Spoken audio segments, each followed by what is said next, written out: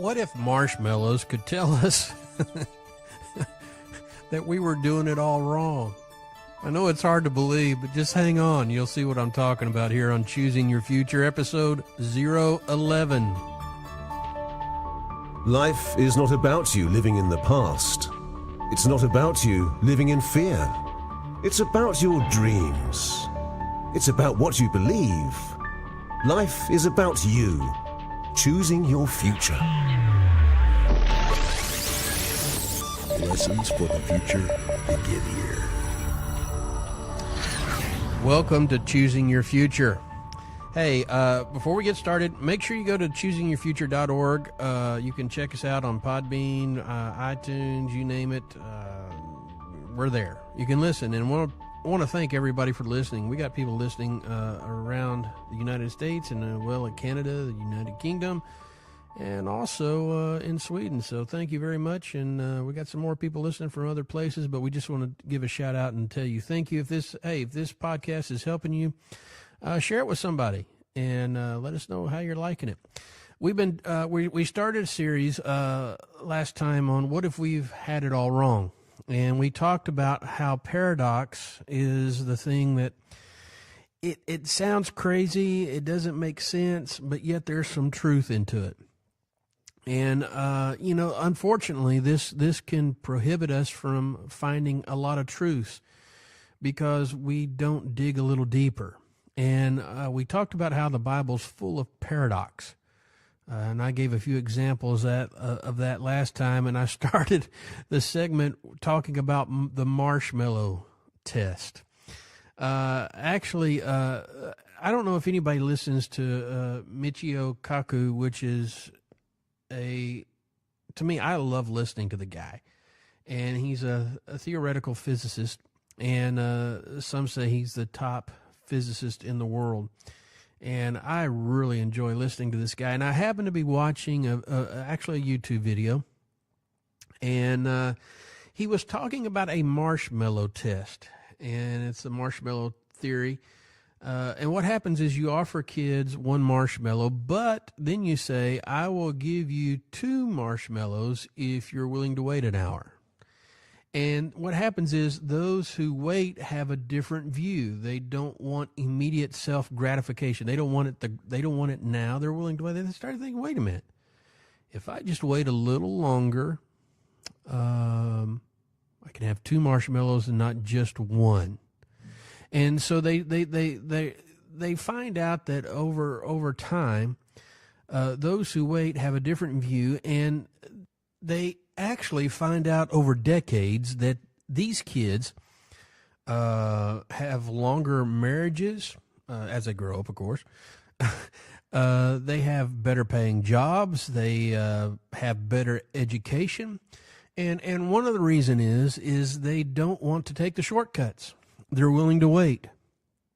They're willing to delay self-gratification. And what's interesting is, though, that they analyze this with poor children and non-poor children, kids who aren't in poverty and versus kids who are in poverty. And poor children say they want it now because there is no guarantee that it will be there tomorrow. And so delayed gratification is not an option for many poor children. And, if we can help people train and he goes on to say it, he says it like this, actually. He says, if we can help people train that there's a pot of gold at the end somewhere out there, then we can prepare people to delay self-gratification of wanting it now and actually become more successful in the future. And it's a great. I encourage you to try and find it. As a matter of fact, I may put a link on our blog there on choosingyourfuture.org with this video where he talks about this. But I got to thinking about that, and he also goes on to say, and there's other reports about this, that really our society, our educational system, is really not geared for the gifted people with a higher IQ or higher higher giftings. And because one of the reasons is, and this is true, and you can talk to a lot of teachers and they'll tell you this, we pretty much funnel everybody into a system. Now you may say, what does this have to do with what if we've got it all wrong? Well, hold on, I'm going to tell you. Because what we do in school, in our society, is we gear everybody. I don't care what your IQ is, what your level is. We're just going to push you through the system, and this is the way you're going to learn it. And unfortunately, it doesn't. That mode of learning doesn't appeal to everybody. Some people get lost in the system, and so you may have some severely gifted people who miss out on an education because it's not quite making sense to them. Because they view things, and if you listen to the last podcast, through a different paradox, through a different way of thinking, through a different way of learning. And the same thing with those that aren't maybe as gifted or don't have very high IQs. They fall in the system too because it's not geared to them. It's not that they're not capable. It's just that everybody has a different way. I don't believe there's really anybody that's stupid. I just believe we all learn different, and we all have a different way of thinking. So society has pushed us through this concept, and a lot of people fall through the cracks. And we've got some excellent teachers. The problem is they're forced to teach a certain way, and they're forced to teach to the masses. And it's almost like herding cattle through this chute, okay? And not everybody can understand the way this is being presented. And so they fall through the system. Well, the more I got to thinking about that, that's the way religious institutions are. We herd people through this chute. And what we're doing is, in the process, we're forcing people to learn about God in a certain way. Now, let me explain. What we're forcing people to do is maybe not learn about the God of a kingdom, but to learn about a God of an institution. Okay? And that's where things get dangerous. We learn about the God of, you name it, the God of the Methodists, the Baptists, the Pentecostals, Catholicism, Episcopal, Judaism, Buddhist, whatever, Hindu. Everything gets filtered into this system.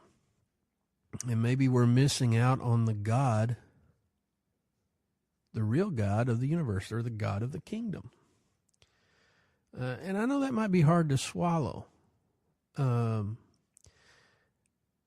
I really get concerned when people say this is the way God is and this is the way He's going to do it. There are some absolutes, but for the most part, I believe God is a pretty huge thinker.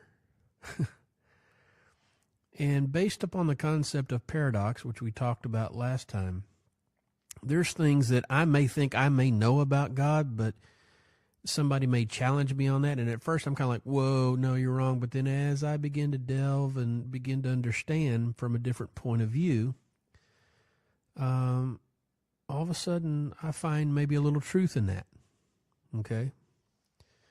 And so God has gifted us with a spirit, basically, and that spirit on the inside of us thinks, feels, and operates by a different set of rules and laws. Okay? The flesh part of us tends to operate through the concepts of, I want it now. Okay? Our flesh says, we want it now. Hey, if you've ever been on a diet, then you know what I'm talking about. Your flesh says, I want the food now. Well, it's that way with a lot of things. And so the flesh part of us and the spirit part of us, everybody has a spirit. That spirit is willing to have delayed gratification when the flesh part of us wants that one marshmallow and wants it now. It doesn't want to wait. It wants what it wants now. And so it tends to operate through this concept of I want it now, while the spirit part tends to understand it's not about the now, but it's about the future. And the spirit in us is groaning for something more, while the flesh part of it says, let's get it now. And that's why we make a lot of mistakes in life. I believe that's why we have a lot of failings in life, because the spirit part of us, which is not tuned in, doesn't want wants delayed gratification, because while that's happening, the flesh part of us is saying, no, we need it now. I don't want to wait. I don't want to exercise patience. I don't want to exercise tolerance, temperance, love. I don't want to exercise any of that. I want what I want, and I want it now. And unfortunately, what this does, it causes us to miss out on a lot of opportunities in life that could lead for future successes, that could lead for future ways of living that could be more beneficial to us, okay? And, the older I get, and the more I deal with certain philosophies and understandings, the more I'm of the understanding that that's the way most religious institutions are. It's about the now gratification. Let me put it to you this way. Matthew 6:33. Let's just look at that for a moment. It says, "Seek first the kingdom of God and his righteousness. Then all these things shall be added unto you." Now notice it didn't say seek God first. It said seek the kingdom of God first. Now, institutions have a tendency to have us seek a God first, not the kingdom of God first. And in the process of that, we never find out what God is really about. Now, this takes us into this paradox thing that I've been talking about, and also the marshmallow thing. Religion herds us all into this one thing, and then, we get to this understanding, and now we got this self-gratification. Why? Because we went to church on Sunday or Saturday or whenever you go, and you did all these little things, and you know what? You feel like you've done the right thing. Okay, I have self-gratification, but yet there's something missing. I did all these things, but yet I'm still not happy. I'm still missing something. We're seeking the God, if you will, of the institution. And there's something still missing. Now, here's where the paradox comes in. What if it wasn't about seeking God first? What if it was about seeking the kingdom of God first? And what if in the process of seeking the kingdom of God first, I don't find more about God, but I actually find more about myself?